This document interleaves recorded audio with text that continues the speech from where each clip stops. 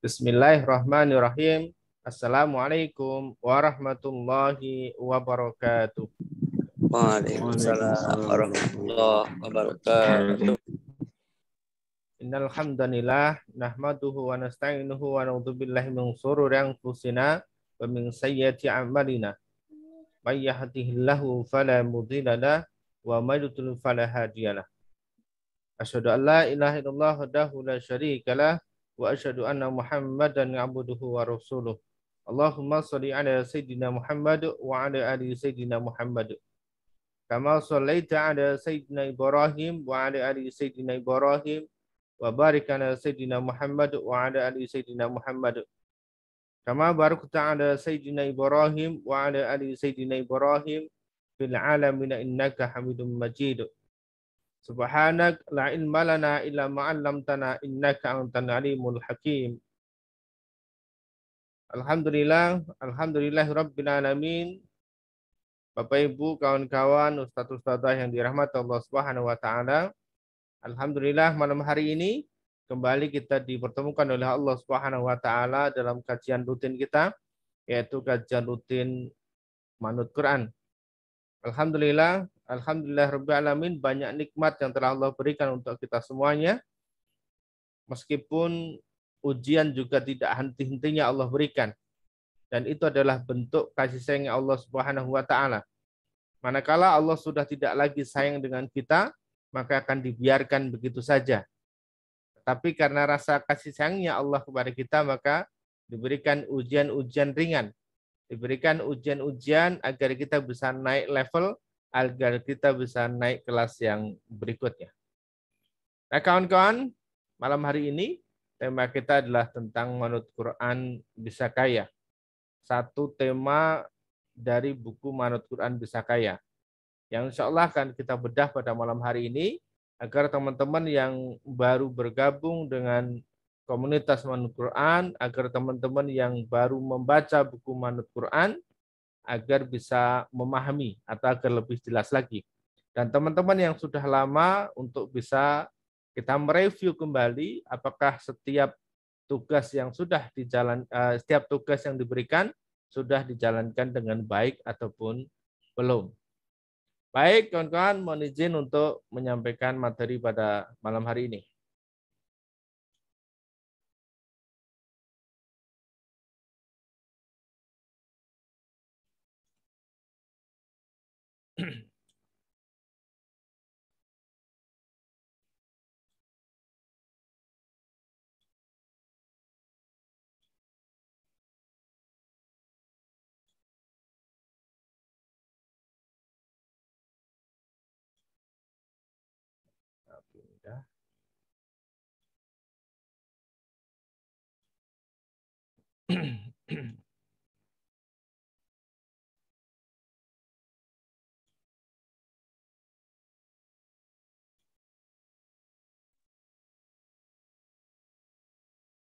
Ya, baik teman-teman ya. Jadi tema kita sedikit nanti kita akan bedah buku Manut Quran Bisa Kaya seperti apa agar teman-teman juga bisa memahami bagaimana cara memanfaatkan ataupun cara membaca atau cara praktek daripada buku tersebut ya.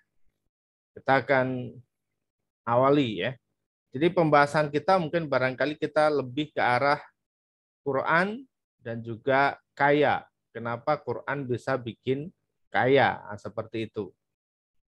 Namun sebelumnya kita akan ambil kesepakatan lebih dahulu, yaitu tentang bagaimana definisi kaya. Karena ketika kita mendefinisikan kaya itu definisinya berbeda, maka nanti tentu sudut pandang kita juga berbeda. Akhirnya untuk mencapainya juga berbeda. Nah, untuk itulah kita akan pahamkan, kita akan sama-sama definisikan agar menjadi definisi yang sama di masing-masing kita. Yang pertama kawan-kawan, bahwa kaya itu letaknya di dalam hati, bukan dalam genggaman. Jadi yang bisa merasakan seseorang itu bisa kaya ataupun tidak, itu adalah hatinya sebenarnya. meskipun orang itu menggenggam emas yang begitu banyak, tetapi ketika hatinya masih miskin, maka ya seseorang itu akan merasa masih miskin, tidak merasa kaya. Bahkan digambarkan oleh Rasulullah, ketika seseorang itu punya satu lembah emas, maka sebenarnya mereka masih punya keinginan untuk punya lembah yang kedua. Ketika lembah yang kedua itu pun juga didapatkannya, maka punya keinginan untuk mendapatkan lembah emas yang ketiga. Begitu dan seterusnya. Ketika di hatinya belum merasa kaya. Tetapi ketika seseorang sudah merasa kaya, maka apa yang berada dalam genggamannya itu bisa memberikan banyak manfaat kepada dirinya dan juga orang lain. Nah, perbedaannya nanti di mana, kawan-kawan? Perbedaannya adalah ketika seseorang merasa bahwa dirinya belum kaya atau merasa dirinya masih miskin, maka akan muncul ego, akan muncul rasa pelit, susah untuk mengeluarkan. Dan bahkan akan sulit lagi ketika manakala harta itu berada di dalam hatinya, bukan berada di tangannya. Jadi yang pertama ini kawan-kawan, kita sepakati dulu bahwa kaya itu letaknya di dalam hati, bukan dalam genggaman. Bukan persoalan banyak dan sedikitnya seseorang itu menggenggam harta. Ada orang yang punya uang 100.000, tetapi karena hatinya kaya, mudah melepaskan uang 100.000 untuk sedekah, untuk infak, untuk ngebantu orang lain. Tetapi ketika ada orang yang punya harta, punya uang 1 juta misalnya, tetapi dalam hatinya itu merasa masih miskin, merasa belum kaya, maka sulit juga orang ini untuk melepaskan sebagian kecil daripada uangnya tersebut. Ini yang pertama ya. Yang kedua, kaya itu sebenarnya adalah tentang mindset, tentang pola pikir. Ketika dalam mindsetnya, dalam benaknya, dalam pola pikirnya, merasa bahwa dirinya kaya, lebih dari cukup, maka apa yang dimiliki itu pun juga benar-benar cukup. Sehingga tingkah laku, ucapan, gerakan ini akan berpengaruh, kawan-kawan. Ada orang yang benar-benar kaya, ada juga orang yang pura-pura kaya, dan ada juga orang yang ingin terlihat kaya. Ini kembali kepada mindset, kawan-kawan. Dan kalau kemudian kita berbicara tentang kekayaan yang sesungguhnya, orang yang benar-benar kaya itu sebenarnya mereka tidak akan pernah menampakkan kekayaan mereka di depan publik. Maka bisa kita nilai ketika ada orang yang berusaha menampakkan apa yang dimilikinya di hadapan publik, maka sebenarnya orang ini ingin dianggap kaya atau sedang pura-pura menjadi kaya. Karena kekayaan sesungguhnya tidak akan membuat seseorang seperti itu. Dan lagi-lagi kawan-kawan, ini adalah terkait dengan mindset, pola pikir. Ya. Yang ketiga kawan-kawan, definisi kaya itu adalah manakala income, pemasukan, itu sudah lebih besar daripada outcome ataupun pengeluaran. Ada orang yang punya penghasilan 100 juta, tetapi pengeluarannya 120 juta, maka lama-lama tekor juga ini. Ya, kenapa? Karena untuk menutup yang kekurangannya 20 juta, ini akan hutang, akan pinjam. Dan rata-rata pinjamannya adalah pinjaman ke arah riba. Sehingga yang awalnya cuma 20 juta, ini akan membengkak, terus semakin membengkak. Belum lagi nanti untuk memenuhi kebutuhan di bulan kedua, di bulan ketiga. Tetapi sebaliknya, ada juga di antara kita yang mungkin barangkali income atau pemasukannya hanya 10 juta, tetapi pengeluarannya hanya 8 juta. Maka ada sisa 2 juta. Kemana arahnya 2 juta? 2 juta bisa ditabung, 2 juta bisa diinvestasikan. Bisa ke emas, bisa ke tanah, bisa ke properti. Yang lambat laun, lama-lama nanti juga akan menjadi besar jumlah dan nilainya. Jadi ini kawan-kawan ya, kita sepakati dulu malam hari ini bahwa gaya yang kita bicarakan yaitu adalah letaknya di dalam hati. Kekayaan itu terkait dengan mindset ataupun pola pikirnya, tentu akan mempengaruhi tentang gerak, tingkah laku, dan juga ucapan seseorang. Dan kaya itu ketika income lebih besar daripada outcome. Oke ya. Dari sini ketika kita sudah mendefinisikan hal kaya, maka nanti bagaimana cara memperoleh kekayaan itu menurut Quran, itu nanti yang akan kita bahas di pembahasan berikutnya. Ya. Oke, kita lanjut dulu.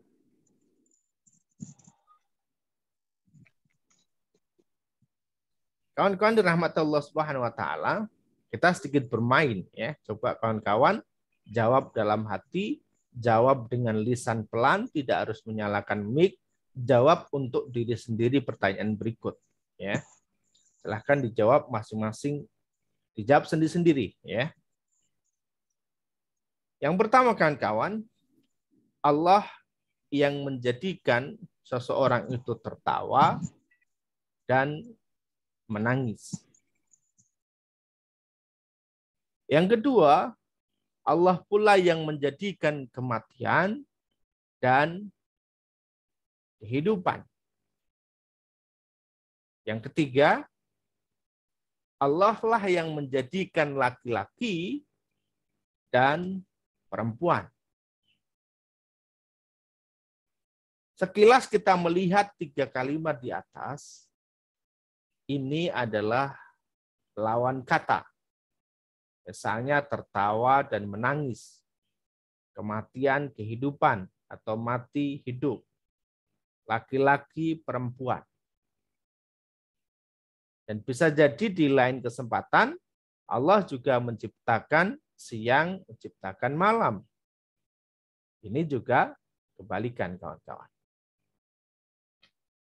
Berikutnya, Allah yang menjadikan kekayaan atau menjadikan seseorang itu kaya, dan kira-kira apa jawabannya ini?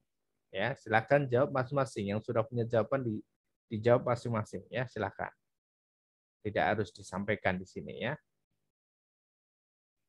Kita akan coba lihat jawaban sebenarnya seperti apa, Pak. Jikalau kemudian 3 kalimat di atas itu adalah berkebalikan atau lawan katanya, apakah kemudian berarti lawan daripada kekayaan adalah kemiskinan? Nah, coba kita akan lihat bahasa Qur'annya seperti apa, kawan-kawan. Ini adalah tulisannya, bentuknya firman Allah Subhanahu wa taala ya. Bentuk kulnya Allah ya, kalimatnya Allah. Wa annahu huwa adhaka wa abqa. Dan bahwasannya dialah Allah yang menjadikan orang itu tertawa dan juga menangis. Adhaka wa abqa. Tertawa dan juga menangis. Dalam Quran surat An-Najm ayat 43. Ya, sesuai dengan tadi ya. Yang kedua, kita lihat juga kawan-kawan. Wa annahu huwa amata wa ahya. Dan bahwasanya dia Allah yang mematikan dan menghidupkan. Jadi Allah yang punya kuasa untuk mematikan dan juga menghidupkan. Surat An-Najm ayat 44. Yang ketiga, kalimat lanjutannya wa annahu khalaqaz zawjaini dzakara wal unsa. dan bahwasanya dialah Allah yang menciptakan laki-laki dan perempuan, laki-laki dan wanita. Ya, jadi Allah yang menciptakan laki-laki dan wanita ataupun perempuan. 3 kalimat di atas memang lawan kata, kawan-kawan. Tetapi tidak untuk satu hal ini, karena Allah tidak pernah menciptakan kemiskinan. Dan Allah sebenarnya inginkan kita semua menjadi orang kaya. Karena kalimatnya adalah wa annahu huwa aghna wa aqna, dan bahwasanya dia Allah yang memberikan kekayaan dan juga kecukupan. Ya, jadi aghna wa aqna. Jadi kaya dan juga cukup, kawan-kawan. Bukan kemiskinan. Artinya sudah dijamin oleh Allah Subhanahu wa taala kaya dan cukup. Kalau tidak kaya ya berarti cukup. Tidak ada pilihan yang lain, kawan-kawan. Kalau kemudian ada pilihan yang lain atau kita merasakan bukan salah satu dari dua hal ini, kaya juga tidak, cukup juga tidak, mungkin pilihan berikutnya adalah kurang, berarti ketika kita merasa kurang, maka yang menyebabkan kita kurang itu adalah diri kita sendiri. Atau mungkin ada pilihan berikutnya, miskin misalnya, berarti kita merasakan kemiskinan, yang menyebabkan kita merasakan kemiskinan tersebut, itu berarti adalah lantaran diri kita sendiri, tidak dari Allah Subhanahu wa taala, karena Allah sudah jelas memberikan kekayaan dan juga memberikan kecukupan. Ya, Quran surat An-Najm ayat 48. Maka di sini kawan-kawan kita harus semakin yakin bahwa Allah memang menginginkan kita itu kaya dan juga cukup. Kalau tidak kaya cukup kan gitu. Ya. Tidak kurang, kawan-kawan, ya. Tidak kurang. Ini adalah kalimatnya Allah Subhanahu wa taala. Nah, selanjutnya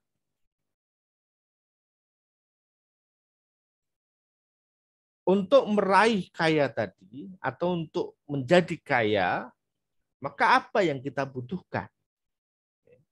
Maka apa yang kita butuhkan, kawan-kawan? Panduannya jelas. Panduannya adalah Quran. Maka kita butuh persiapan. Apa yang harus kita persiapkan, kawan-kawan? Yang harus kita persiapkan adalah kita belajar. Belajar dari mana? Belajar dari Quran. Karena tema kita adalah tentang Quran tadi. Maka kita belajarnya dari Quran. Karena Al-Quran adalah sebagai pedoman dalam kehidupan kita, termasuk pedoman untuk mendapatkan kekayaan. Namun tidak hanya sekedar kita menjadi kaya, kawan-kawan, tetapi kaya yang dimaksudkan oleh Allah Subhanahu wa taala adalah agar dengan kekayaan yang kita peroleh itu bisa memberikan banyak manfaat kepada orang lain, memberikan sumbangsih kita itu kepada orang lain. Rajin bersedekah, rajin infak, rajin membantu tetangga, membantu orang lain. Jadi kekayaan yang kita miliki, kekayaan yang akan kita dapatkan itu nanti, maka kekayaan itu harus menjadikan diri kita jauh lebih dekat kepada Allah Subhanahu wa taala. Saya ulang kalimatnya. Kaya yang dimaksudkan di sini adalah, kawan-kawan, dengan kaya tersebut ini mampu mendekatkan kita semakin dekat lagi kepada Allah Subhanahu wa taala. Maka kekayaan itulah yang sebenarnya diinginkan oleh Allah Subhanahu wa taala. Dan itu yang harus kita peroleh, kawan-kawan. Bermanfaat untuk orang lain. Dan di Quran sudah jelas. Diawali dari satu kalimat ini. Dzalikal kitabu la raiba fi. Bahwa Quran ini jelas-jelas tidak ada keraguan sedikit pun di dalamnya. Dan ini adalah petunjuk bagi kita semuanya yang ingin menjadi orang-orang yang bertakwa. bukankah tujuan kita adalah menjadi takwa? Maka tatkala kita diberikan titipan harta yang berlimpah, harta yang banyak oleh Allah Subhanahu wa taala, maka harta itu akan dimanfaatkan untuk kebaikan umat, akan dimanfaatkan untuk banyak orang. Sehingga yang bisa menikmati harta ataupun kekayaan yang kita peroleh tadi, ini adalah orang lain. Banyak orang lain. Jadi bukan untuk sendiri-sendiri kan, ya. Maka pedoman kita Quran. Untuk meraih kekayaan tadi, yang definisi di awal sudah kita sampaikan tadi, maka pedoman kita adalah Al-Quran. Jadi kita persiapkan dulu nih Qurannya. Dan Allah kawan-kawan, ini sudah memberikan fasilitas yang begitu banyak. Kita bisa lihat gambar di depan kawan-kawan, ya.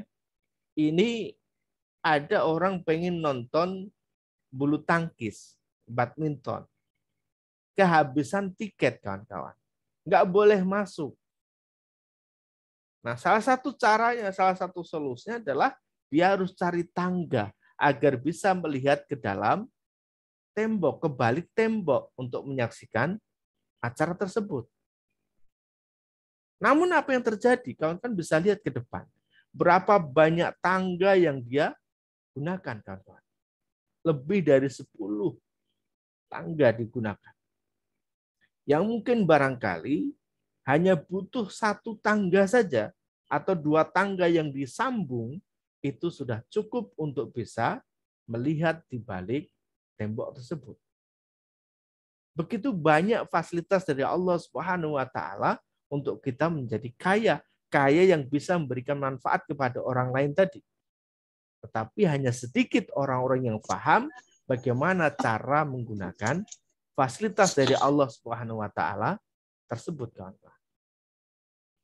Sehingga kan nggak ngerti caranya seperti ini gambarannya. Orang yang pakai tangga cuma ditumpuk-tumpuk begitu. Ya, padahal ketika diberdirikan itu bisa jadi bisa langsung melihat di balik tembok.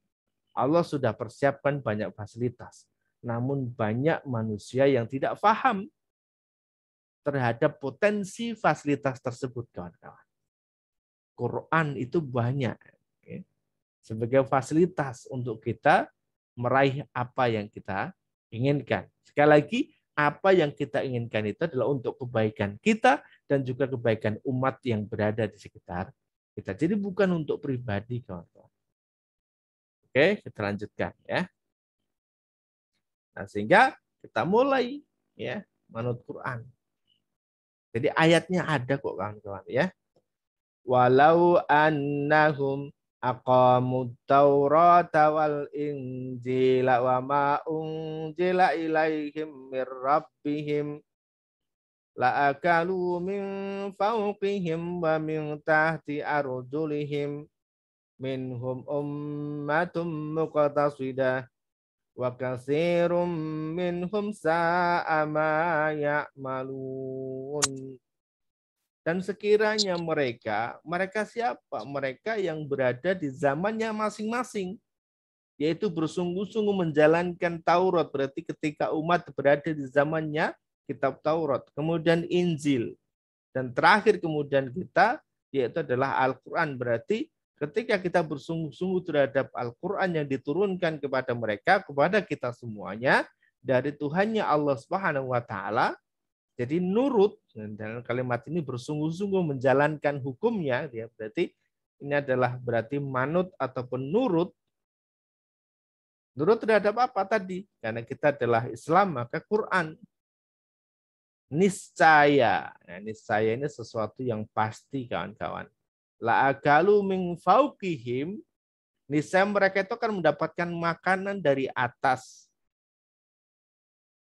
Wa min tahti arjulihim, dan juga dari bawah kaki mereka. Jadi ketika kita nurut dengan Quran, manut dengan Quran, maka akan mendapatkan makanan dari atas dan juga dari bawah. Artinya tidak pernah kekurangan, kawan-kawan. Cukup. Bahkan mungkin bisa lebih dan menjadi kaya tadi, kawan-kawan. Namun di antara mereka ada golongan yang pertengahan. Dan alangkah buruknya apa yang dikerjakan oleh kebanyakan mereka. Kenapa? Karena tidak mau nurut sama Al-Quran. Jadi kuncinya kalau kemudian kita memperoleh kekayaan tadi, kekayaan yang bisa memberikan manfaat kepada orang lain, kuncinya adalah manut Quran atau nurut dengan Quran. Ya, ayat ini Al-Maidah ayat 66. Nah, kemudian bagaimana cara kita untuk melakukan ilmu manut Quran tadi? Yang pertama yaitu adalah kita benerin niatnya, kawan. Apapun latar belakang kita, bagaimanapun kondisi kita saat ini, maka niatkan dalam kehidupan kita mulai hari ini, mulai saat ini untuk bisa bermanfaat bagi orang lain. Hal apa yang bisa kita berikan kepada orang lain, maka berikan. Apapun yang bisa kita kerjakan untuk kemanfaatan orang lain, maka lakukan. Misalnya teman-teman berniat ingin membangun masjid, membangun jalan, ngebantu anak yatim, menyantuni fakir miskin. Jadi niatkan kebaikan-kebaikan. Atau menjadi guru ngaji. Niatkan kebaikan-kebaikan itu dalam rangka apa? Dalam rangka kita meraih ridhonya Allah Subhanahu wa Ta'ala. Doakan teman-teman kita agar hajat-hajatnya diwujudkan oleh Allah. Agar doanya dikabul oleh Allah. Agar amanah dilunaskan oleh Allah Subhanahu wa Ta'ala. Jadi dalam diri kita punya niat-niat yang baik, punya niat-niat yang besar. Apapun kondisinya, apapun keadaan kita kan kawan ya. Jadi dalam kehidupan kita harus berpikir untuk orang lain. Karena tatkala kita berpikir untuk orang lain, tatkala kita menolong orang lain, maka Allah yang akan berpikir untuk diri kita, Allah yang akan datang menolong diri kita. Nih ya kan ya. Jadi kita niatnya untuk kebaikan orang lain, bukan untuk diri sendiri kan. Ketika teman-teman ada yang bilang begini, Ustadz, saya pengen lunas amanah, saya pengen utang saya semua lunas. Ini untuk diri sendiri kan, masih ego. Cobalah ketika teman-teman ingin lunas, doakan temannya agar lunas utang. Doakan dulu temannya agar lunas utang. Bantu temannya dulu. Maka diri kita nanti yang akan dibantu oleh Allah Subhanahu wa Ta'ala. Meskipun utangnya masih banyak, amanahnya masih banyak, oke. Ngebantu orang lain. Berpikir untuk kebaikan orang lain. Ini terkait dengan niat. Karena niat itu adalah tujuan. Dan niat inilah yang nanti akan mempengaruhi kegiatan ataupun aktivitas yang kita lakukan. Innamal a'malu bin niat. Jadi segala sesuatu tergantung dari yang kita niatkan. Dan niat ini gratis, kawan-kawan. Niat ini gratis, niat gak bayar. Maka ketika teman-teman meniatkan diri, ingin bikin pesantren, ingin bangun masjid, gak apa-apa, niat aja itu gratis, niat kok. Dan ketika kita meniatkan yang kebaik untuk kebaikan orang lain, niat yang baik, maka Allah sudah catat niat itu sebagai sebuah kebaikan. Dan akan lebih sempurna kebaikan itu tatkala niat itu nanti kita bisa kerjakan ataupun kita lakukan. Ya, oke. Ini yang pertama. Nah, yang kedua, langkahnya yaitu adalah kita benerin mindset ataupun pola pikir. Mindset ataupun pola pikir saya sering menggambarkan seperti teko, kawan-kawan. Teko itu akan mengeluarkan susu manakala diisi dengan susu. Teko akan mengeluarkan teh manakala diisi teh, dan teko akan mengeluarkan kopi manakala diisi dengan kopi. Begitu juga teko ini akan mengeluarkan air kotor, air comberan, maka manakala yang dimasukkan adalah air kotor, air comberan. Maka penting kemudian kita menjaga pola pikir kita masukkan hal-hal yang positif ke dalam otak kita, ke dalam mindset kita, dalam pola pikir kita. Jadi bukan berita-berita yang negatif yang kita masukkan, tapi hal-hal positif yang kita masukkan. Dan salah satu cara yang terbaik untuk mengatur mindset pola pikir kita agar menjadi benar, yaitu adalah dengan baca Quran. Ketika teman-teman dalam sehari semalam perbanyak baca Qurannya, maka insya Allah yang masuk ke dalam otaknya, yang masuk ke dalam pikirannya adalah sesuatu yang baik. Quran yang masuk, bacaan Quran yang masuk. Tapi kalau teman-teman yang masuk adalah hal-hal negatif, contoh saya begini, apa yang sering teman-teman dengar adalah dangdut misalnya, teman-teman sering dengar dangdut atau mungkin lebih banyak porsinya dangdut ini, maka ya teman-teman yang ada di pola pikirnya adalah tentang dangdut. Ketika yang teman-teman pikirkan ada tentang amanah, yang teman-teman masukkan ada ketakutan tentang amanah, tentang hutang dan sebagainya, maka itulah yang nanti akan teman-teman rasakan. Ya, mindset atau pola pikir ini akan mempengaruhi lisan kita, ucapan kita. Orang yang tidak pernah dengar kata-kata kasar, maka ketika berucap pasti adalah yang baik-baik. Tindakannya juga baik-baik, perilakunya juga baik. Begitu juga dengan sebaliknya. Maka sekali lagi kawan-kawan, di bagian ini maka mulai kita atur mindset pola pikir kita, yaitu mulai kita masukkan hal-hal positif ke dalam otak ataupun mindset kita, pola pikir kita. Nah, salah satu caranya yang terbaik adalah dengan kita baca Quran. Oke, ini ya. Yang ketiga kawan-kawan, yaitu ada kita benerin ibadah. Ketika niatnya sudah, mindsetnya sudah, betul-betul kita jaga, pola pikirnya sudah. Maka langkah berikutnya adalah kita mulai benerin ibadahnya. Apakah ada yang salah, Ustadz? Belum tentu, kita juga nggak ngerti. Teman-teman yang tahu kualitas ibadah teman-teman seperti apa. Maka mulai dibenerin ibadahnya. Baik itu dari sisi kualitas ataupun dari sisi kuantitas. Nyambung kepada pola rezeki yang keenam, yaitu adalah tentang ikhtiar langit, maka itu adalah bagian daripada ibadah kepada Allah Subhanahu wa taala, mulai dari benerin sholatnya, ya, yang laki-laki jamaah, yang perempuan di rumah, di awal waktu, dengan pakaian yang bersih, yang bagus, dengan tempat yang bersih, yang bagus, dijaga makanan yang masuk ke dalam tubuhnya juga, agar tidak ada makanan-makanan yang haram. Kenapa? Karena akan mempengaruhi ibadahnya, akan mempengaruhi sholatnya. Tidak khusyuk dan sebagainya. Kemudian tahajud, zuhur, sedekah subuh, kemudian baca Quran, zikir, istighfar, sholawat, silaturahmi.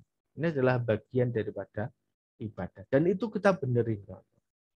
Ya, kita benerin dari sisi kualitas dan juga dari sisi kuantitas. Oke, ibadah selesai, maka kemudian kata Allah, fangtasiru fil ard, bertebaranlah kita semua di muka bumi. Kita diperintahkan oleh Allah Subhanahu wa taala ketika ibadah sudah selesai, sholat sudah kelar urusannya, maka kita berganti, berpindah, yaitu adalah bertebaran, yaitu adalah menjemput rezekinya Allah dengan cara ikhtiar tadi. Namun dalam ikhtiar yang selama ini kita lakukan, harus ada kita benerin dulu. Jangan sampai kemudian kita menjadikan ikhtiar itu sebagai Tuhan, kawan-kawan. Contohnya apa? Kalau saya tidak jadi manajer, misalnya, maka saya tidak bisa punya rumah ini. Saya tidak bisa membayar hutang saya.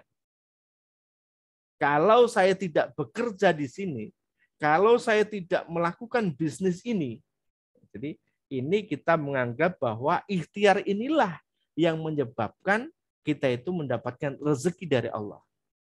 Padahal ikhtiar ini hanya wasilah saja. Wasilah kita sebagai hamba, bentuk pengabdian kita sebagai hamba kepada Allah Subhanahu wa taala. Ibunda Hajar, kawan-kawan, melakukan sa'i dari sofa ke Marwah, Marwah ke sofa. dalam rangka ikhtiar, memberikan pelajaran untuk diri kita, ternyata ikhtiar yang dilakukan di antara Safa dan Marwah itu tidak menghasilkan air di situ. Tetapi justru air ada di dekat kakinya Ismail alaihissalam. Bisa jadi orang bekerja di kantor, kan, Tuan? Oke, bekerja di kantor. Tiap bulan udah nggak terima gaji, Ustadz. Kenapa? Karena dipotong buat bayar utang dan sebagainya.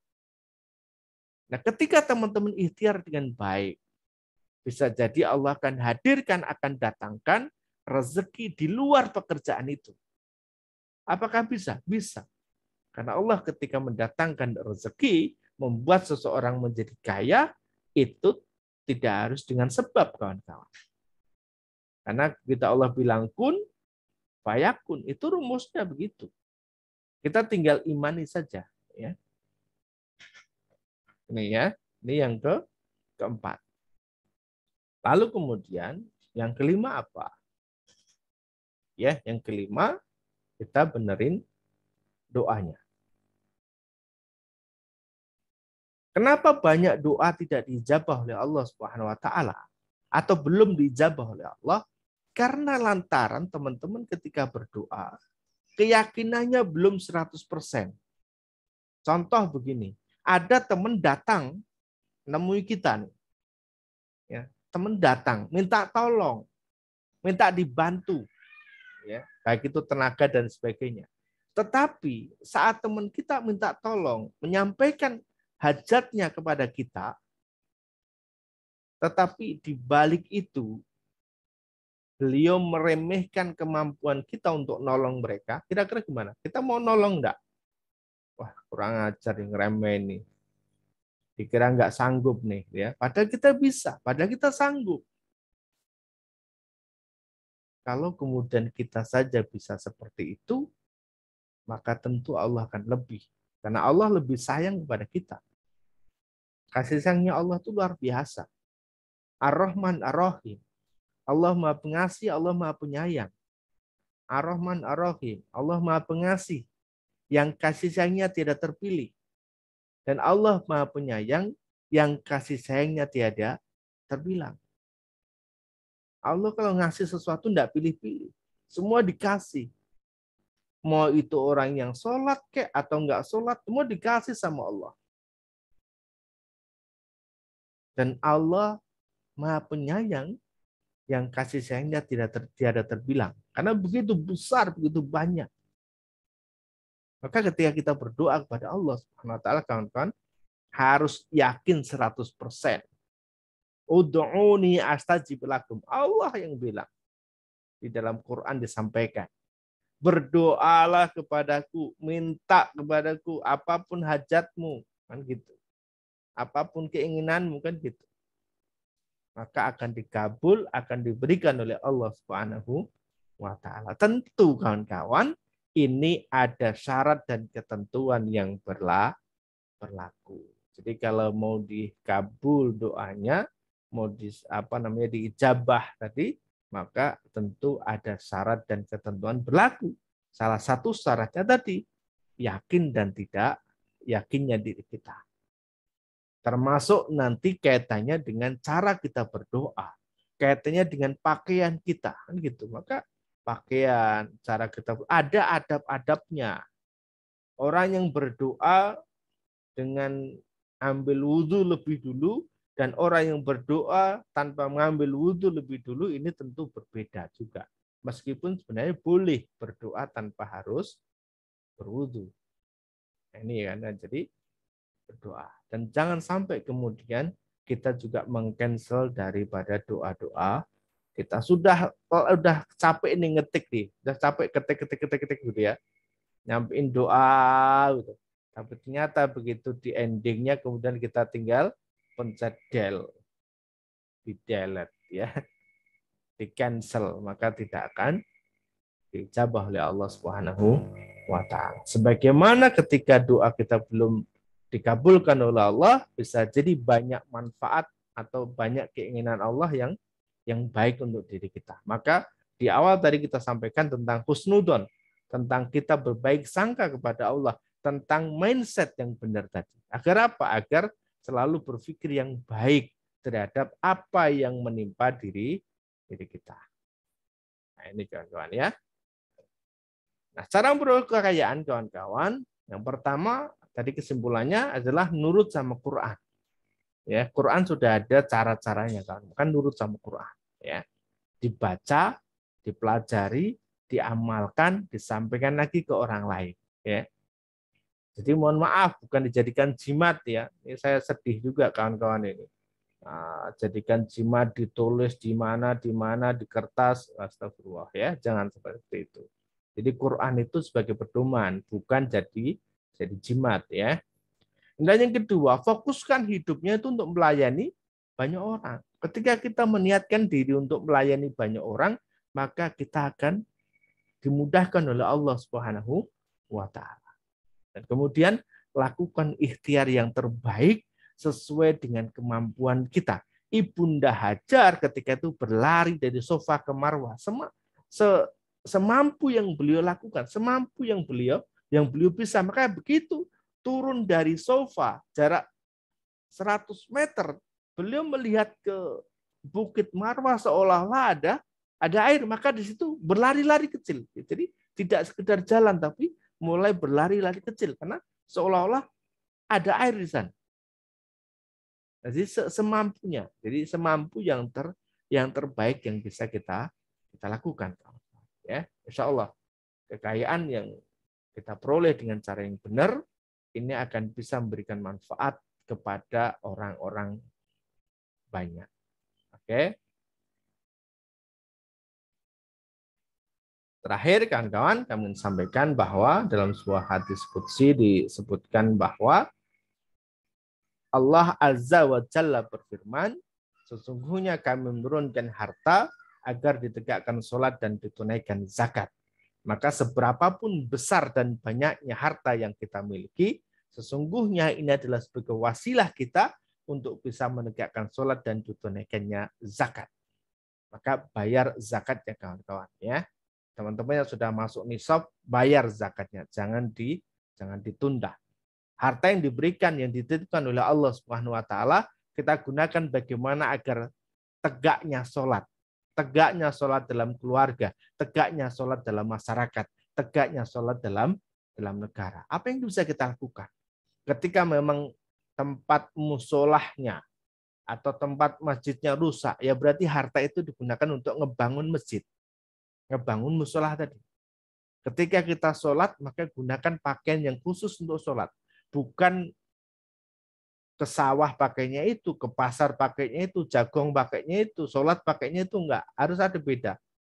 Khusus buat sholat, sediakan koko sendiri, khusus buat sholat. Kenapa? Karena kita mau menghadap Allah Subhanahu wa taala. Maka kalau kemudian tidak punya harta yang dititipkan oleh Allah, kita gunakan untuk beli koko. Dalam rangka apa? Menegakkan sholat. Masjid dengan rumah kita lumayan jauh. Maka gunakan kendaraan. Kita dititipkan harta oleh Allah, gunakan harta itu untuk membeli kendaraan. Untuk apa? Mempermudahkan kita dalam menegakkan sholat. Kita dilebihkan harta oleh Allah Subhanahu wa taala, maka tegakkan sholat. Kita sholatnya tidak hanya sekedar di Indonesia, tapi kita sholatnya di depan Ka'bah, di Baitullah. Kita sholatnya di Masjid Nabawi. Itu dalam rangka harta yang dititipkan oleh Allah Subhanahu wa taala untuk menegakkan sholat. Ini kawan-kawan, mudah-mudahan bisa memberikan manfaat, bisa memberikan semangat untuk diri kita dalam mengamalkan manut Quran. Manut Quran bukan hanya sekedar bicara tentang dunia, kawan-kawan, tetapi harta atau kekayaan yang kita peroleh itu harus betul-betul bermanfaat untuk orang lain, untuk kehidupan kita di akhirat. Sebagaimana Abdurrahman bin Auf, sebagaimana Abu Bakar, sebagaimana Umar, sebagaimana Utsman, Ali, dan sahabat-sahabat yang lainnya, mereka menjadikan harta di tangan mereka untuk kemanfaatan umat. Baik, kawan-kawan, demikian. Mudah-mudahan sekali lagi ini bisa mengulang materi yang ada di buku Manut Quran. Teman-teman nanti boleh buka lagi yang lupa. Setiap babnya itu sudah kita sediakan kolom-kolom latihan. silahkan dikerjakan ya. Baik, demikian. Assalamualaikum warahmatullahi wabarakatuh. Silahkan, Gus. Waalaikumsalam warahmatullahi wabarakatuh. Insyaallah khairan kasir pada Ustadz Udin yang telah menyampaikan ya, materi kajian online pada malam hari ini ya. Luar biasa Bapak Ibu, kita diingatkan kembali ya, terkait dengan bagaimana kita menjalankan peran kita, misi kita, tugas kita dalam rangka manut Quran gitu ya. Jadi apa yang disampaikan Kang Undi tadi, yang kemudian kita kenal dengan pola rezeki Allah tadi ya. Bagaimana kita benerin niat, sampai pada benerin ikhtiar, doa kita. Ini selalu kita berusaha untuk upayakan agar bisa kita jalankan. Inilah hakikat ilmu manut Quran yang saat ini sedang kita pelajari bersama, kita lakukan bersama. Semoga ini menjadi salah satu wasilah sarana yang kemudian Allah hadirkan untuk memudahkan urusan kita, insya Allah. Baik, Bapak Ibu sekalian, kita akan masuk ke sesi berikutnya atau acara berikutnya, yaitu sharing, diskusi, tanya jawab. Kami beri kesempatan, silakan pada Bapak Ibu untuk bertanya langsung atau bertanya melalui chat ini ya. Ini sudah ada beberapa yang bertanya melalui chat. Saya coba bacakan untuk nanti dijawab oleh Ustadz Udin. Ya, baik. Sambil menunggu pencarian beberapa pertanyaan, silakan Bapak Ibu ya mungkin bisa rehat sejenak ya. Silakan dinikmati hidangannya di rumah masing-masing. Ya. Baik, ini ada pertanyaan dari Bapak Muhammad Ghufron.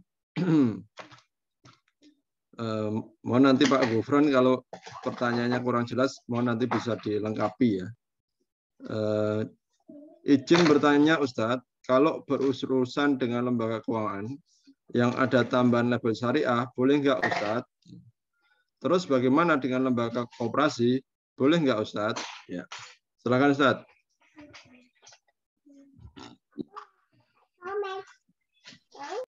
Baik, terima kasih pertanyaan kepada Pak Ahmad Ghufron. Sebenarnya yang menjadikan transaksi itu boleh dan tidaknya itu adalah transaksi di mana ada riba dan tidaknya, kan begitu. Bukan masalah label, bukan masalah merek. Apapun mereknya, apapun labelnya, ketika di sana masih ada transaksi riba, maka sebaiknya dihindari. Nah, seringkali kami sampaikan apa yang menyebabkan. Yang pertama dari akotnya. Ya, akotnya apa? Akotnya apakah masuk ke arah jual beli, ya, murabahah, ataukah ke mudharabah, atau ke jasa? Nah, silakan nanti boleh disampaikan di sana. Akotnya apa? Kemudian yang kedua pada transaksinya. Transaksinya tentu tidak diperkenankan, yaitu adalah dengan menyerahkan uang. Ya. Jadi kalau misalnya pinjamnya uang dan kemudian mengembalikan ada tambahan, meskipun tambahannya hanya Rp1, maka tambahan itu masuknya ke ranah riba. Transaksi yang kedua bisa sebenarnya menggunakan wakalah atau dengan wakil, jadi diwakilkan. Jadi lembaga keuangan tersebut mewakilkan kepada yang dipercaya untuk bertransaksi. Jadi ketika butuhnya motor maka akan mencarikan motor gitu ya. Jadi lembaga keuangan menyerahkan uang, tetapi menyerahkan uangnya tersebut kepada wakil yang memang bisa diberikan amanah, tidak kepada diri kita yang memang membutuhkan motor tersebut. Ya, sekali lagi bahwa transaksinya ini tidak boleh berupa uang. Kalaupun transaksinya uang, maka tidak boleh ada tambahan. Itu pilihannya, silahkan ya. Tidak boleh ada tambahan. Maka silakan Bapak Ibu benar butuh uang itu untuk apa? Untuk renov rumah, ya sudah. Berarti kebutuhannya adalah renov rumah. Nanti sampaikan kepada lembaga keuangan. Nanti akan dicarikan tukangnya atau mungkin kita yang merekomendasikan. Nanti akan berhubungan langsung dengan lembaga keuangan. Jadi kita bisa terima beres gitu ya. Lalu kemudian pertanyaan tadi sebenarnya adalah terkait dengan Bagaimana dengan transaksi lembaga yang sudah ada label syariahnya? Setidaknya ketika lembaga keuangan ini sudah menggunakan label syariah, maka setidaknya akadnya itu sudah benar. Nanti ada murabahah, ya, ada mudharabah, ada ijarah dan sebagainya. Itu sudah benar. Tergantung nanti pada transaksinya. Namun saya ingin menyimpulkan, menggarisbawahi kawan-kawan, setidaknya teman-teman yang berada di lembaga syariah ini, apapun namanya, apapun labelnya, setidaknya mereka sudah berusaha, sudah satu langkah di atas konvensional, kan begitu. Ya, maka silakan Pak Ahmad Gufron.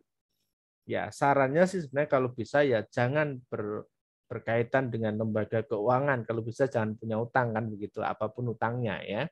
Tapi kalau memang terpaksanya harus berurusan dengan lembaga keuangan, maka tadi setidaknya dengan lembaga keuangan syariah itu sedikit lebih baik daripada yang tidak syariah. Insya Allah demikian Pak Gufron, ya. Bisa dipahami Pak Gufron? Oke, baik ya. Silakan Gus Wi. Baik, terima kasih. Dengan tadi pertanyaan dari Pak Gufron, ya semoga bisa dipahami. Pertanyaan berikutnya dari Pak Abdus Salam. Ya. Alhamdulillah saya sudah niat lunasin hutang, punya rumah tahfidz, punya anak asuh yatim dan duafa, punya masjid, bisa berangkat haji umrah setiap tahun. Amin ya Allah. Semoga semua yang hadir hajatnya dikabul oleh Allah SWT. Yang masih punya hutang atau amanah, Allah segerakan untuk dapat melunasinya. Amin amin ya Allah. Ini pernyataan ini, Ustaz. Ya. Jadi saya kira nggak perlu ya. Kita aminkan saja, Gus, ya. Kita aminkan. Amin, amin. Teman-teman juga bisa membantu mengaminkan. Mudah-mudahan ya, betul-betul diijabah oleh Allah SWT niat-niat yang baiknya tadi, insya Allah, ya. Baik. Amin, amin. Kita lanjut ke penanya berikutnya, yaitu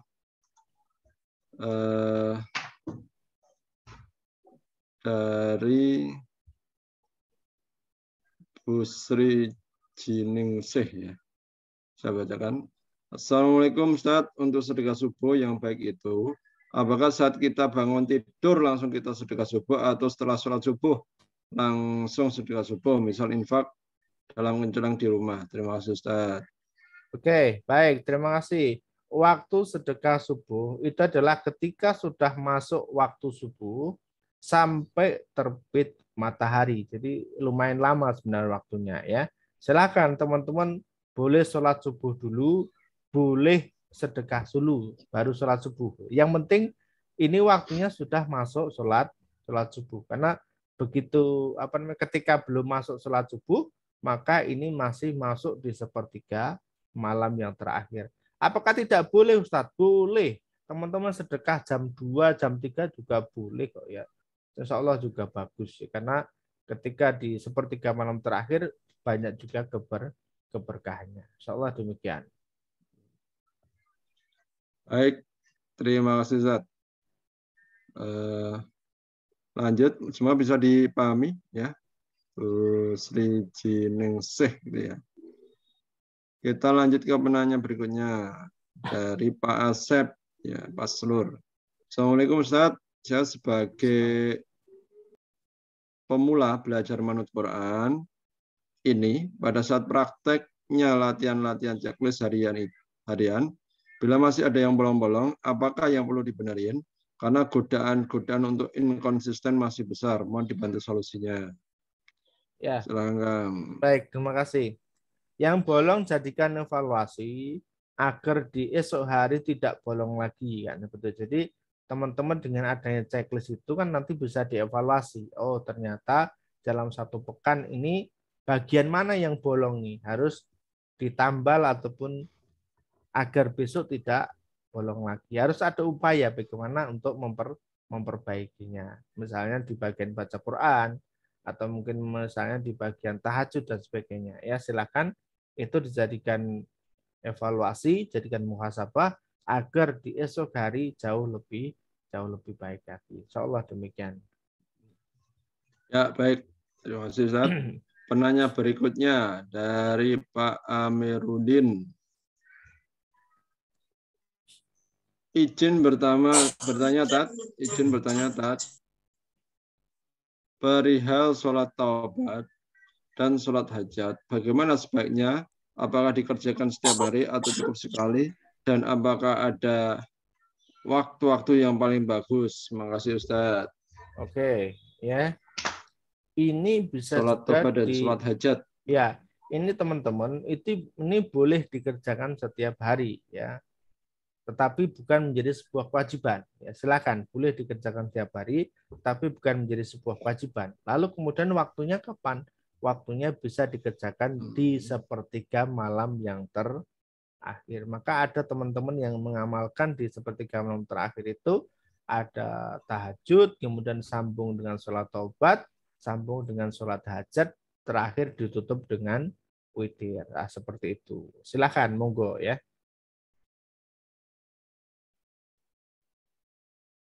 Oke, baik Mas Ustadz. Ya. Semoga bisa dipahami Pak Amiruddin. Ya, jadikan evaluasi. Ya, jadikan, mohon maaf, jadikan kesempatan yang terbaik ya untuk bisa menjalankan amalan-amalan tersebut. Baik, kita lanjut ke penanya berikutnya dari Pak Yadi ini. Pak Ustadz, bagaimana halnya dengan kripto atau Bitcoin, uang digital masuk kategori? Baik. Silakan Ustaz. Ya, teman-teman yang dirahmati Allah SWT, ketika bertanya kepada saya secara pribadi, tentu saya tidak akan menyarankan teman-teman untuk masuk ke kripto ataupun ke Bitcoin dan sejenisnya, ya, karena nanti banyak horornya di dalamnya. Ya. Memang ini sangat menggiurkan kawan-kawan, ya, sangat menggiurkan. Ya. Bitcoin itu kemarin berapa? Sampai 450 juta, ya, satunya, ya. Tetapi begitu banyak yang beli, harganya kemudian dibikin turun jadi 350 juta. Teman-teman bisa bayangkan, satunya itu bisa rugi 100 juta. Ini kawan-kawan ya, nggak jadi untung tapi malah buntung. Kawan-kawan ya, sebaiknya jangan masuk ke dunia-dunia seperti itu. Terima kasih Gus. Baik Ustaz. Ya, semoga kami Pak ya. Saya selesaikan yang di chat room dulu ya. Dari Pak Umadi, izin Pak Ustaz, jika kita ingin keajaiban dari Allah SWT, apakah kita harus mengabaikan logika? Karena kalau pakai logika kayaknya tidak mungkin. Terima kasih Ustaz. Oke, baik. Ini logika apa nih yang dimaksudkan ini ya? Tapi yang perlu kemudian digarisbawahi adalah bahwasanya ketika Allah sudah berkehendak itu tanpa pakai logika kita. Jadi kehendaknya Allah di logika manusia itu tidak akan nyambung. Ya. Kok bisa ya misalnya? Kok bisa ya? Teman-teman coba bayangkan. Kemarin begitu pandemi, banyak kawan-kawan yang di PHK nganggur akhirnya, tidak punya penghasilan. Tidak bisa kemana-mana karena geraknya terbatas. Ternyata 2 tahun yang lalu itu terjadi dan sampai dengan hari ini beliau masih hidup. Logikanya makan dari mana? Karena udah di PHK, nganggur, nggak bisa kemana-mana, geraknya terbatas. Tapi ketika Allah yang berkehendak, ya ada saja Allah berikan pertolongan dan betul-betul sampai dengan sekarang masih hidup. Seperti itu ya. Baik, Ustaz. Terima kasih. Sebelum lanjut ke pertanyaan chat, kami beri kesempatan kepada Bapak Ibu yang ingin bertanya langsung. Ya, ini sudah ada Ibu Tatik Marianti. Monggo silakan Ibu, ada yang mau ditanyakan? Monggo, langsung aja buka mic-nya. Assalamualaikum Ustadz. Waalaikumsalam warahmatullahi wabarakatuh. Silakan Bu. Mau tanya, dalam sholat taubat itu yang rakaat pertama itu yang dibaca surat apa, sama yang kedua surat apa? Itu aja Ustadz, terima kasih. Oke, Baik, sebenarnya dari Rasulullah sendiri itu tidak ada kekhususan untuk membaca surat apa, ya. Kalaupun kemudian ada beberapa ustadz, beberapa kiai yang menyarankan baca kulhu sekian kali, baca surat Al-Kafirun sekian kali, atau baca surat ini, surat itu hanya bagian daripada ketika seseorang mengerjakan sesuai dengan apa yang diyakini saja. Dan memang tidak ada larangan kawan-kawan. Ketika seseorang dalam sholat baca suratnya itu kulhu 3 kali misalnya, tidak ada larangan, boleh ya. Atau misalnya baca mulai dari kulhu kemudian al-falaq, anas dalam 1 rakaat itu boleh, tidak masalah ya. Jadi itu Bu Tati, sebenarnya tidak ada kekhususan untuk kemudian mengerjakan surat apa sesuai dengan saat kita ingin sholat tobat tadi, tidak ada ini ya, tidak ada kekhususan. Maka silahkan dikerjakan sesuai dengan yang bisa dikerjakan. Jangan sampai kemudian ibadah ini membebani ibu dalam mengerjakannya. Misalnya kalau sudah Al-Fatihah terus baca 1 surat, itu enggak apa-apa ya Ustaz? Boleh saja, boleh ya. Misalnya Al-Kafirun atau kemudian nanti rakaat kedua Al-Ikhlas itu boleh ya. Tapi nanti tentu ketika teman-teman bertemu dengan kiai ini, kemudian kiai itu, kemudian ada amalan ini, ada amalan itu yang memang secara khusus, ya itu silahkan ketika memang tidak bertentangan dengan Quran dan Sunnah ya. Tapi kaitannya tadi secara umum memang tidak ada larangan seseorang untuk baca surat-surat yang ada dalam Al-Quran. Karena pernah Rasulullah juga pernah baca surat Al-Baqarah, kemudian nyambung di surat Ali Imran, nyambung di surat An-Nisa begitu. Tidak masalah, boleh ya.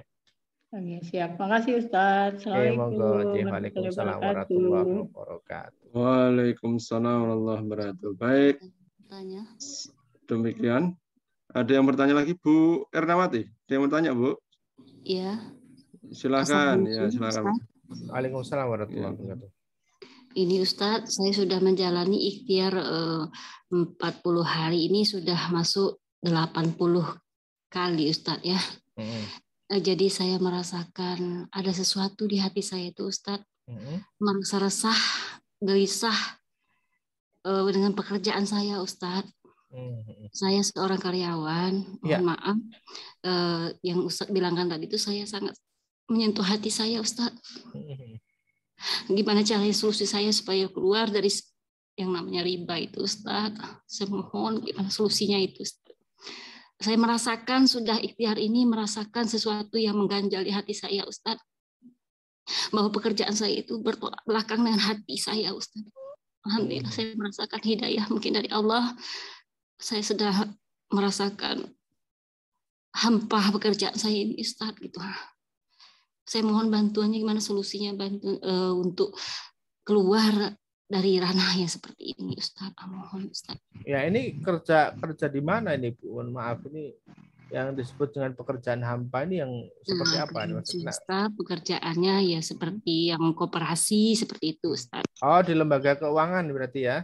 Di lembaga keuangan. Oh ya oke ya. Iya. Baik. Terima kasih Ustadz ya. Ya. Solusinya Ustadz. Baik, Bu Ernawati ya. Waalaikumsalam warahmatullahi wabarakatuh.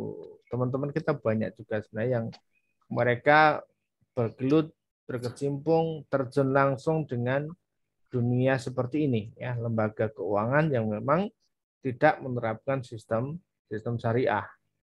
Ketika Bapak Ibu kawan-kawan berada di sana dan kemudian mampu mengubah sistemnya, itu bagus ya. Itu bagus, itu dakwah yang luar biasa. Jadi dirubah, kita rubah dari yang non syariah menjadi syariah misalnya, itu bagus, silahkan. Tapi ketika teman-teman tidak punya kemampuan tersebut, tidak mampu mengaplikasikan ilmu itu, ya silahkan teman-teman bersiap diri ya. Bersiap diri menyadari bahwa apa yang kita kerjakan saat ini kita berada di ranah yang tidak baik atau tidak pas, maka bersiap-siap untuk loncat ataupun keluar. Lalu apa yang dilakukan? Ya tentu harus ada persiapan kawan-kawan, tidak sekedar serta-merta kemudian keluar saja ya. Kawan-kawan, saya juga termasuk orang-orang tidak setuju ketika teman-teman langsung kemudian saat ini juga menyatakan diri keluar. Tidak, teman-teman harus persiapkan. Ya, ada persiapannya. Setidaknya teman-teman sudah sadar bahwa apa yang teman-teman lakukan dan kemudian tobat. Itu sudah bagus, langkah awal.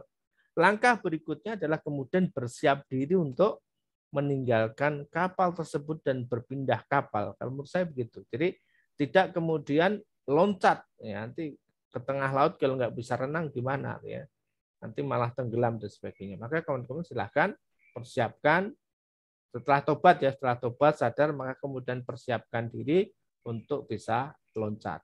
Yakin saja kepada Allah Subhanahu wa taala dan jangan jadikan pekerjaan kita itu tadi jangan sampai kemudian kita menuhankan ikhtiar ataupun pekerjaan yang kita lakukan. Nanti kalau saya nggak bekerja di sini, saya makannya gimana, Ustadz? Nah, itu ya. Ini kalimat-kalimat sederhana tetapi sebenarnya seolah-olah kemudian kita mengesampingkan Allah Subhanahu wa taala. Hello, kawan ya, bukan pekerjaan ini yang menyebabkan kita bisa makan. Bukan karena kita bekerja di sini, bukan karena kita melakukan ini, bukan. Kalaupun kita nganggur dan Allah kasih rezeki itu bisa kok gitu. Jadi tidak harus kemudian lewat pekerjaan ini. Tidak harus berada di kantor ini. Maka sekali lagi, teman-teman bekerja boleh, di kantor ini boleh, dikerja di kantor sana boleh, silakan. Itu masing-masing aktivitas dalam rangka kemudian kita berikhtiar tadi. Tetapi bukan menjadikan itu sebagai Tuhan kita, ya, bukan sebagai yang kita tuhankan. Karena sekali lagi, itu hanya sebagai wasilah kita, hamba, sebagai hamba itu, ya tadi, untuk mendekatkan diri kepada Allah. Karena bekerja itu adalah ibadah. Ya, mendekatkan diri juga kita pada Allah Subhanahu wa taala. Kembali kepada pertanyaan Bu Irna. Ya, silahkan Bu Irna tadi siap-siap dan jadikan jangan takut terhadap rezekinya Allah Subhanahu wa taala. Ketika kita bersungguh-sungguh di jalannya Allah Subhanahu wa taala, meninggalkan dunia-dunia seperti itu, maka Allah yang akan menjamin. Allah yang akan menjamin. Apa tadi? Ya tadi di ayat tadi Al-Maidah ayat 66 tadi. Ketika kita nurut sama Quran, nurut apa ya? Kalau dikatakan Quran ini riba ya jangan ngeyel, jangan ngeles kan gitu. Meskipun kita masih berada di dalamnya. Ya, tetapi tidaknya kita jangan ngeles kan gitu ya. Jangan ngeyel. Ya diiyai aja. Oke. Tinggal kemudian tobat kepada Allah Subhanahu wa taala. Maka Allah akan datangkan rezeki, datangkan makanan tadi dari atas dan juga dari bawah kaki. Artinya akan dicukupkan oleh Allah Subhanahu wa taala. Insyaallah demikian Bu Erna ya. Tidak harus meninggalkan sekarang, tidak harus meninggalkan hari ini Bu Erna. Silakan dipersiapkan baik-baik ya. Tentu misalnya Bu Erna punya jabatan, punya amanah, punya tanggung jawab. Ketika mau resign kan tentu harus menjadi punya penggantinya lebih dulu ya, tidak serta-merta kemudian keluar dan meninggalkan tanggung jawab pekerjaannya, tidak ya. Semua ada proses, ada prosedurnya.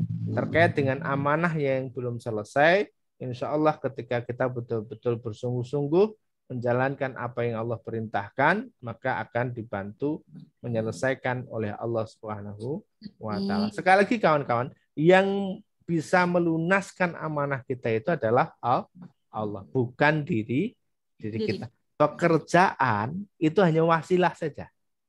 Ya, pekerjaan yang kita lakukan itu hanya wasilah saja. Insyaallah demikian, Gus Wi. Ya, syukran Ustaz. Ya, amin. Oke, baik. Terima kasih Bu Erna ya atas pertanyaan, semua bisa dipahami.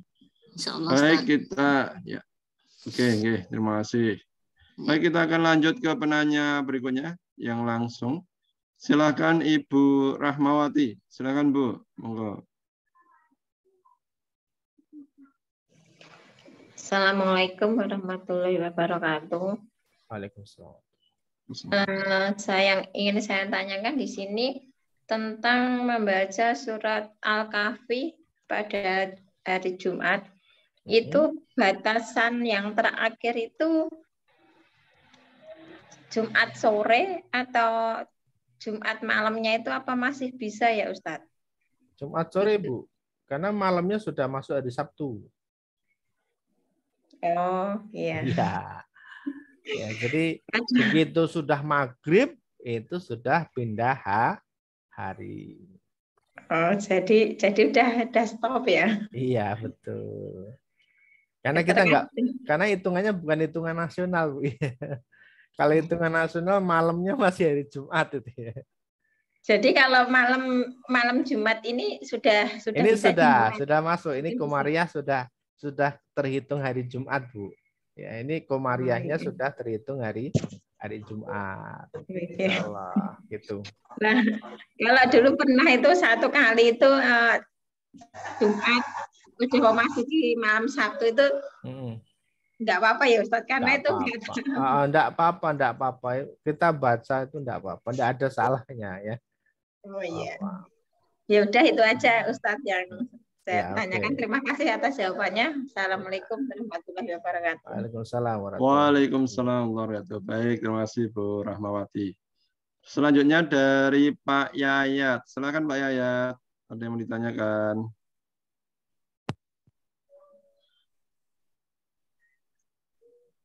Langsung. Mic-nya udah. Kalau udah dibuka silakan langsung disampaikan Pak Yayat. Monggo.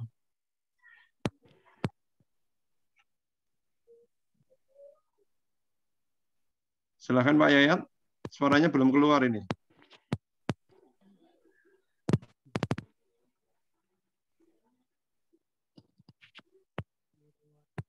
Halo. Ya, silakan Pak.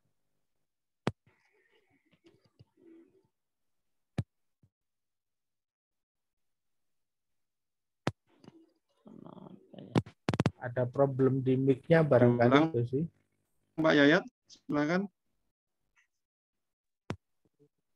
Atau silakan dipersiapkan dulu ya untuk gimana Pak Yayat? Silakan. Sudah. Silakan Pak Yayat. Kita masih kasih kesempatan. Barangkali mic-nya Gus. Oke, kalau belum bisa dipersiapkan dulu. Ya. Kita lewat. Gimana Pak Yayat? Ada yang mau ditanya? Saya unmute coba. Silakan Pak Yayat. Pertanyaannya apa? Langsung. Ini sudah masuk kok suaranya.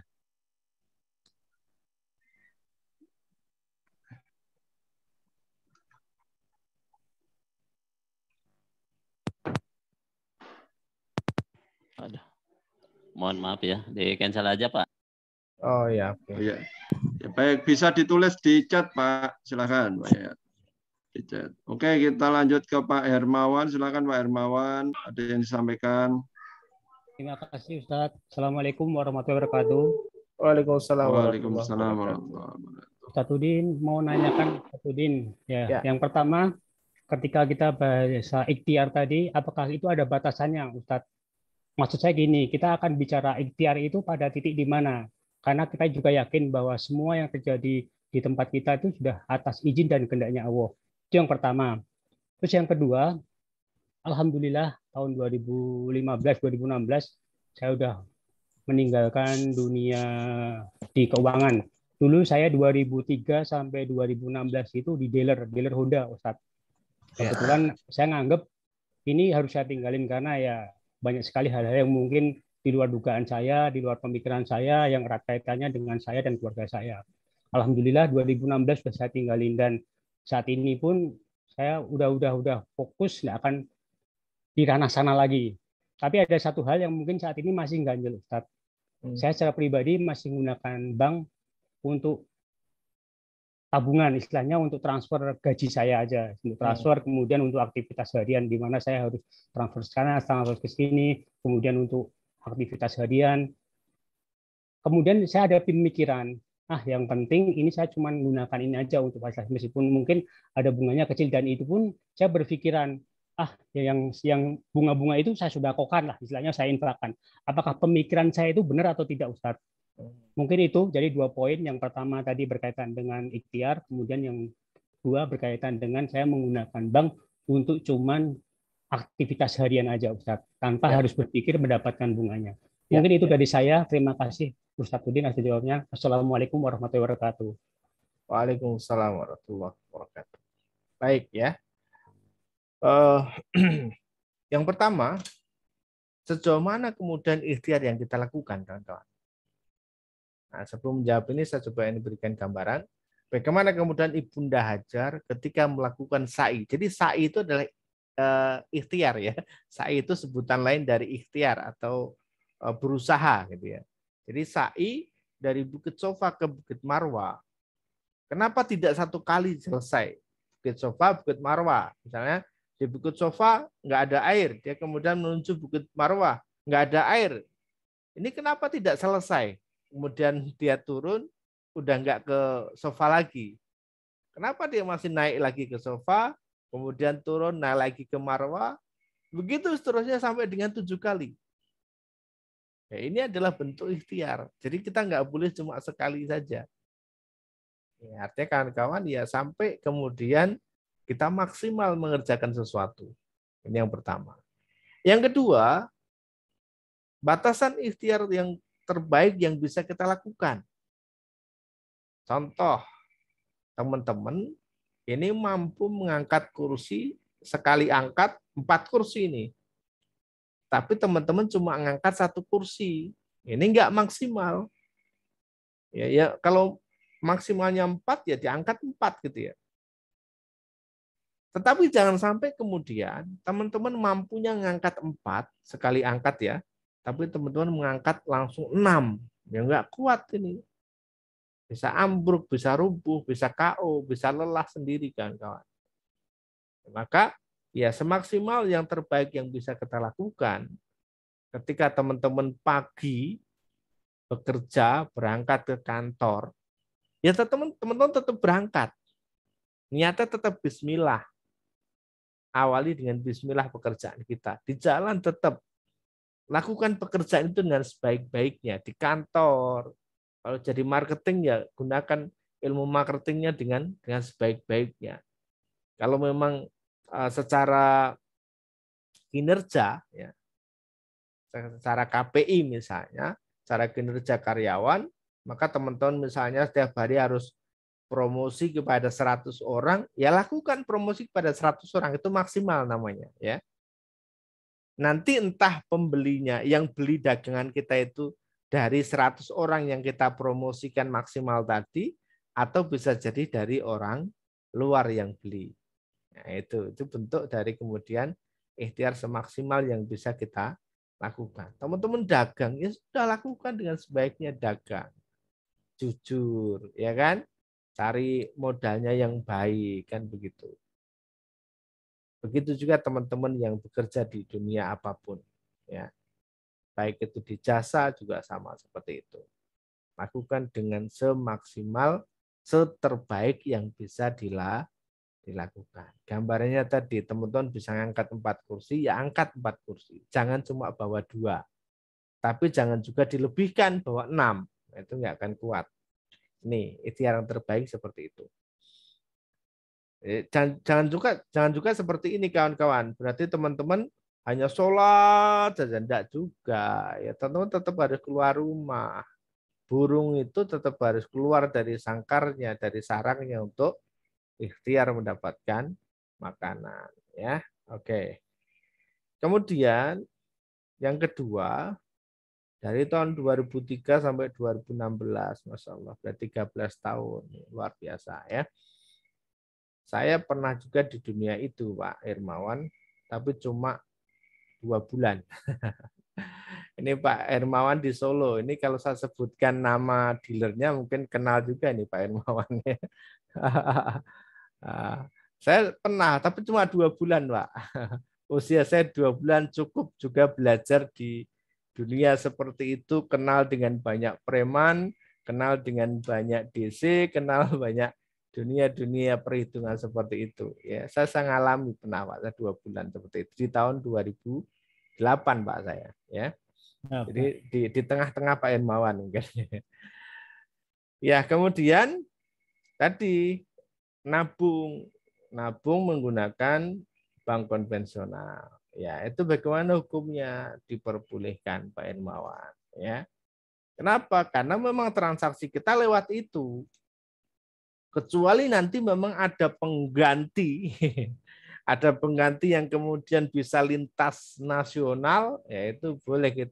Selama ini kan tidak ada, ya tetap kemudian kita gunakan ini. Dan itu tidak masuk ke ranah riba. Jadi tidak nabung di bank yang memang karena transaksi kita di bank, teman-teman transfer juga di bank, kemudian masuk ke ranah riba, tidak. Bukan ini hukumnya, ya tidak masuk ke sini kawan-kawan.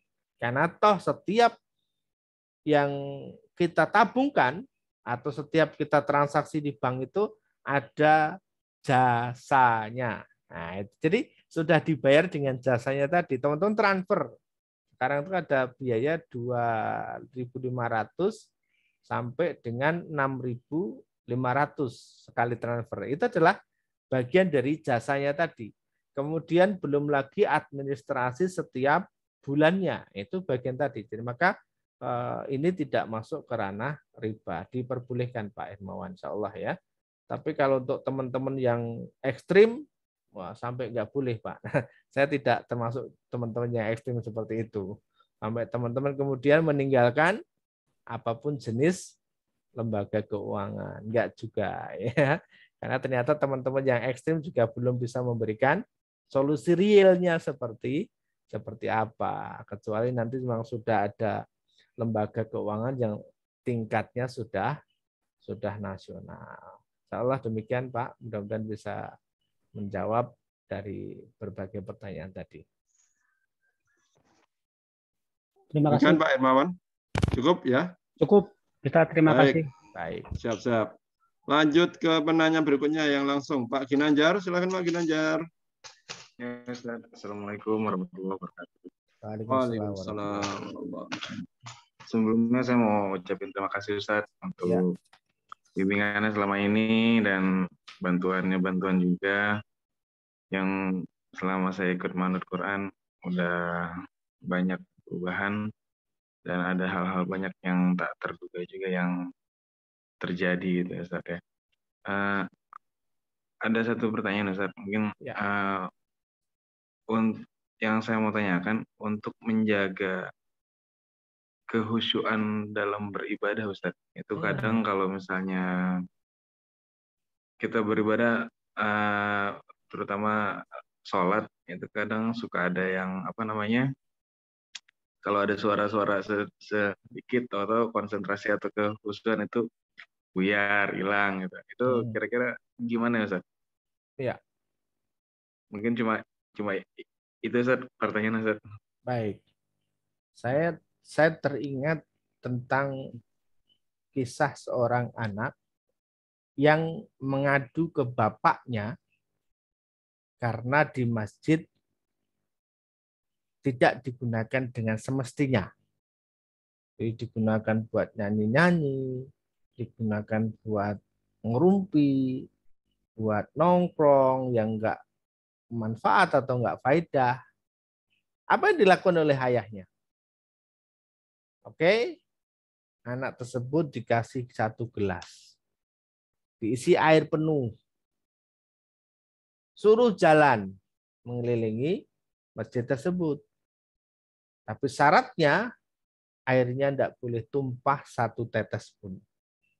Akhirnya konsentrasi penuh tuh betul tuh anak itu, ya. Memperhatiin itu gelasnya, jangan sampai tumpah airnya.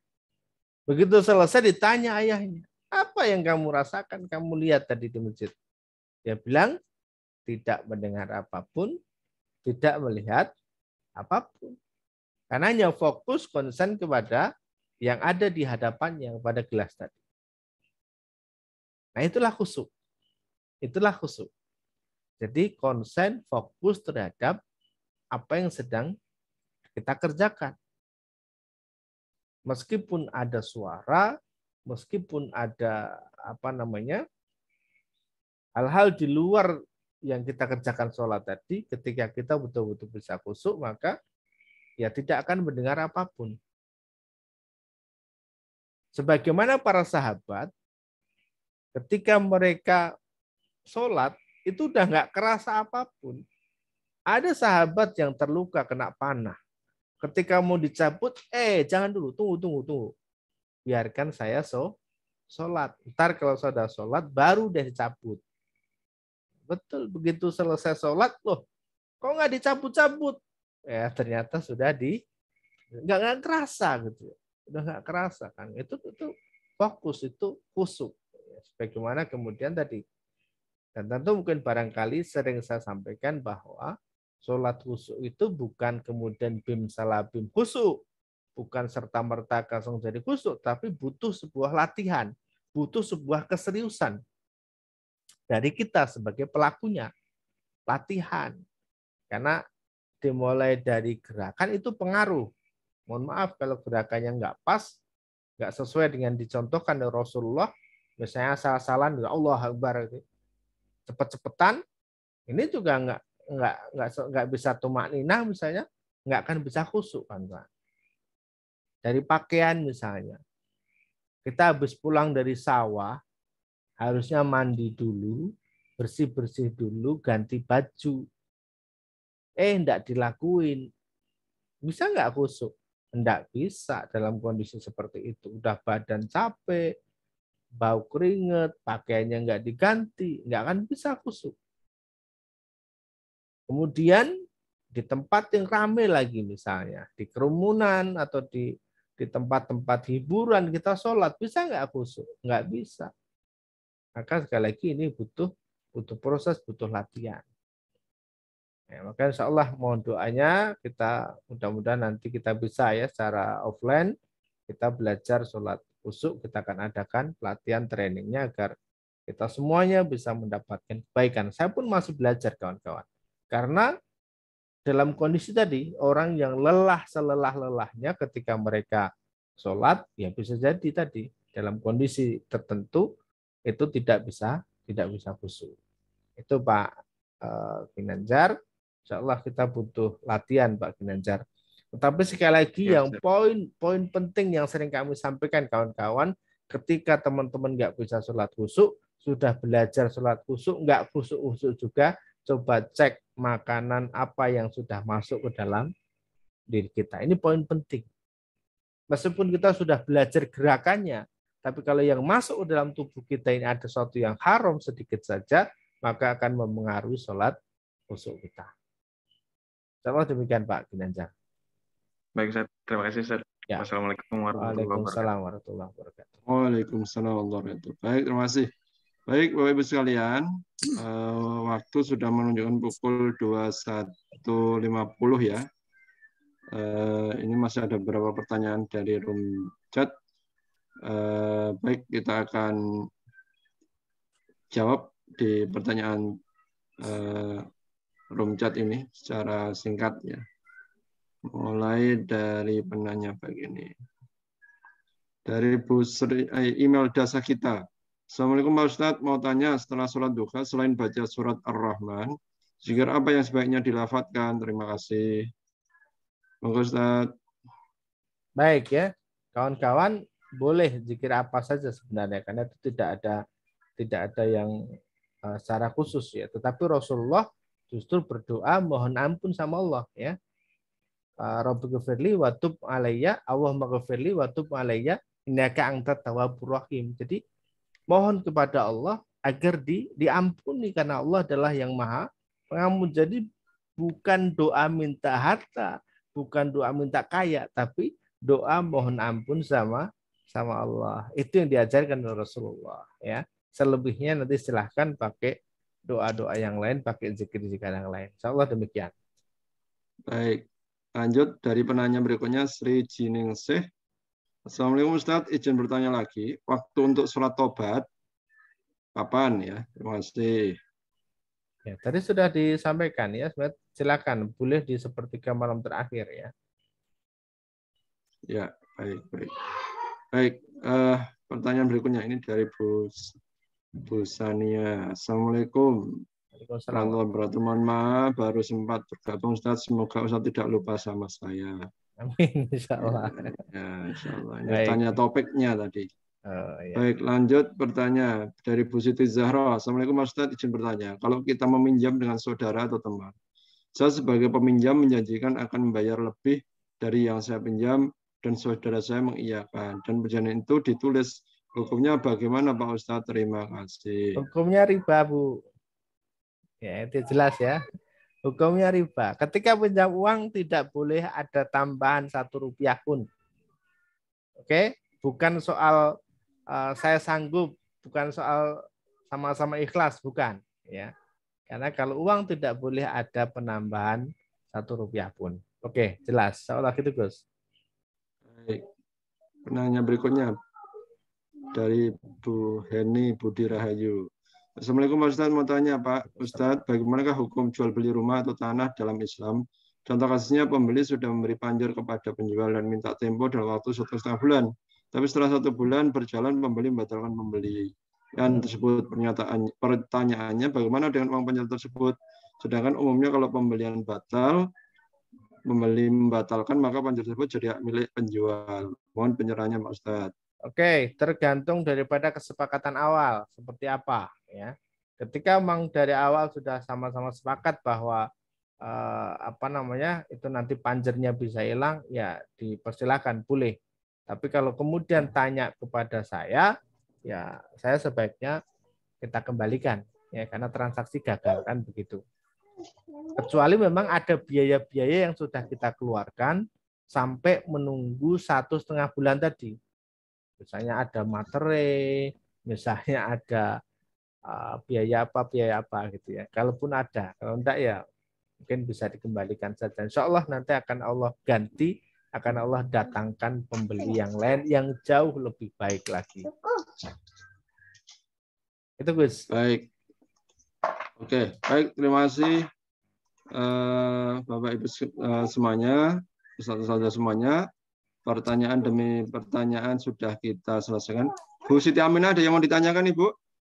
Ya, silakan dibuka mic-nya Bu. Ya, monggo langsung. Assalamualaikum warahmatullahi wabarakatuh, Ustaz. Waalaikumsalam warahmatullahi wabarakatuh. Silakan Bu Siti. Singkat saja Ustaz, saya mohon pencerahannya untuk sholat suruh.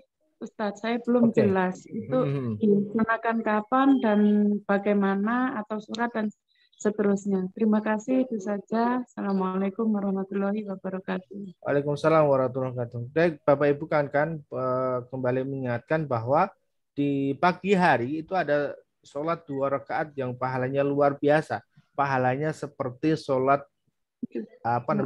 pahalanya seperti ibadah haji dan umroh secara sempurna. Ya. Ibadah haji dan umroh secara sempurna. Yaitu apa? Yaitu adalah sholat isra ataupun sholat suruk. Waktunya kapan? Waktunya setelah masuk waktu suruk. Nah, kapan waktu suruk itu? Waktu surut adalah 15 menit, 10 sampai dengan 15 menit setelah matahari terbit. Jadi silahkan dicek jadwalnya, matahari terbitnya jam berapa, tinggal ditambah 10 menit atau ditambah 15 menit dari jadwal itu, silahkan untuk mengerjakan sholat suruk 2 rakaat. Atau bisa juga disebut ini adalah sholat duha yang paling awal ya, karena ada juga ini sudah masuk ke waktu duha yang paling awal seperti itu. Tapi kemudian perlu jadi catatan, teman-teman yang ingin mendapatkan pahala haji dan umroh secara sempurna tadi, yang disebutkan dalam hadis adalah ketika seseorang mengerjakan sholat jamaah di masjid, kemudian berdiam diri, zikir, tilawah atau apapun di sana, tidak keluar masjid, lalu kemudian sampai matahari terbit, sampai masuk waktu suruk, kemudian berdiri mengerjakan sholat 2 rakaat tadi, maka pahalanya seperti ibadah haji dan juga umroh secara sempurna. Jadi bukan kemudian serta-merta sholat 2 rakaat begitu saja, ya, tapi ada rangkaiannya, yaitu dari sholat subuh yang berjamaah tadi. Baik, demikian Bu Siti Aminah ya. Mudah-mudahan bisa dipahami. Bu Siti ini pekan kemarin terlambat pertanyaannya, jadi sudah ketinggalan. Malam hari ini alhamdulillah masih bisa cukup waktunya. Silakan Gus Wida, 10 kurang 3 menit.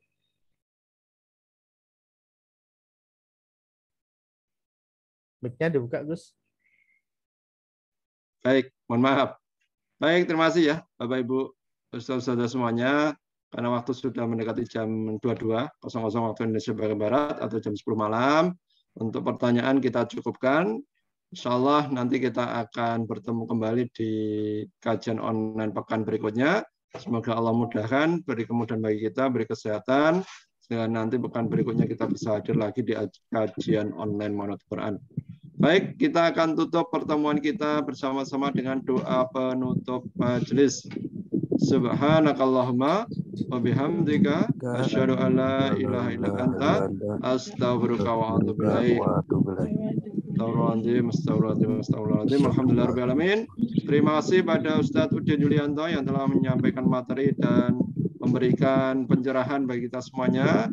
Dan terima kasih kepada Bapak Ibu semuanya, Ustadz-ustadzah semuanya yang telah hadir pada kajian online pada malam hari ini. Semoga Allah memberikan keberkahan kepada kita semuanya. Dari kami, jika ada kekurangan, kesalahan kami mohon maaf yang sebesar-besarnya. Semoga Allah memberikan maaf bagi kita semuanya. Saya akhiri, saya tutup. Bila taufiq wal hidayah, wallahu inayah, wallahul muwaffiq ila aqwamit thoriq. Assalamualaikum warahmatullahi wabarakatuh. Waalaikumsalam warahmatullahi wabarakatuh.